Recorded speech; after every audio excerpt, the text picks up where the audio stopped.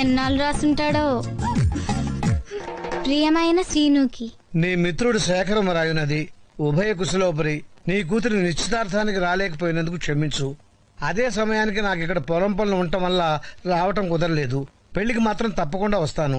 ఆ రోజు ఫోన్లో ఎస్టీడీ బిల్లుకు భయపడి మా వెంకటేశ్వరుల గురించి వెంకటేశ్వర్లు వెంకీ వెంకటేశ్వరుల గురించి పూర్తిగా చెప్పడం వీలు కాలేదు. అందుకే ఈ ఉత్తరం రాస్తున్నాను. వాడు నా కొడుకని చెప్పడం కాదు గాని ప్రపంచంలో వాడంత శుద్ధ వెధవ ఇంకోటి ఉండడు. వాడు పుట్టిన 4 ఏళ్లకే వాళ్ళమ్మ పోయిందని గారాభంగా పెంచాను. అది తప్పని నాకు తర్వాత తెలిసింది. అప్పుడు వాడికి 8 ఏళ్ళు అనుకుంటాను. ఓ రోజు కాఫీ తీసుకోండి. థ్యాంక్స్. ఈ వాడు చాలా చురుగ్గా ఉన్నాడు. వాళ్ళ నాన్నగారు తెలివితేటలు అక్కడికి పోతాయి.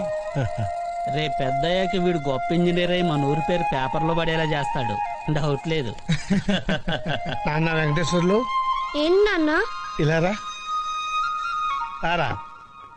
నా బంగారు తండ్రి. ఎరా పెద్దయ్యాక ఏమవుతావు? డాక్టరా, ఇంజనీరా? సైకిల్ మెకానిక్ నవుతాను మావయ్య.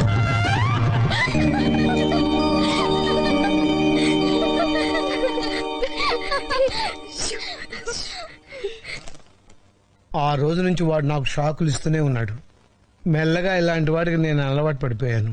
కానీ కొన్నాళ్ళ తర్వాత ఓ రోజు రాత్రి కంచం లేకుండా అన్నం తినొచ్చు, లంచం తీసుకోకుండా ఉద్యోగం చేయొచ్చు, కానీ అగ్గిపెట్టి లేకుండా సిగరెట్ ఎలా వెలిగిస్తాం?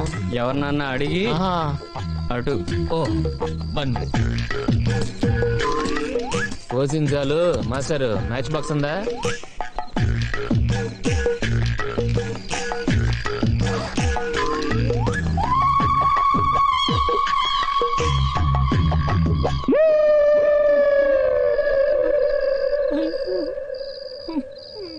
నానా కావాలా? సారీ.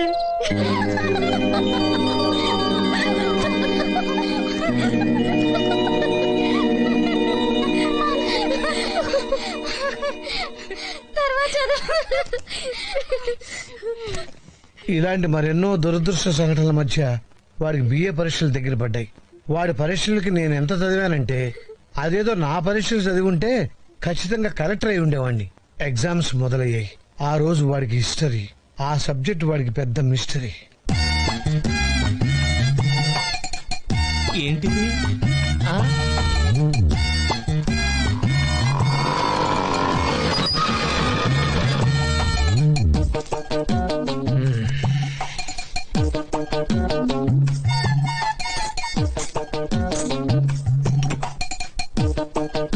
అబ్బో తెగ రాసేస్తున్నట్టున్నారు బాబు.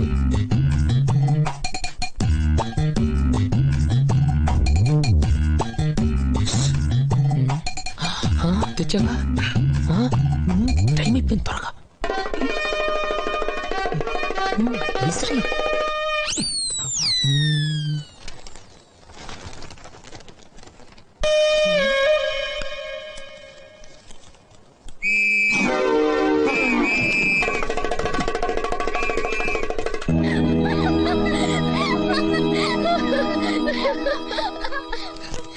ఇన్ని చేసినా వాడిని నేనేం అనలేనురా.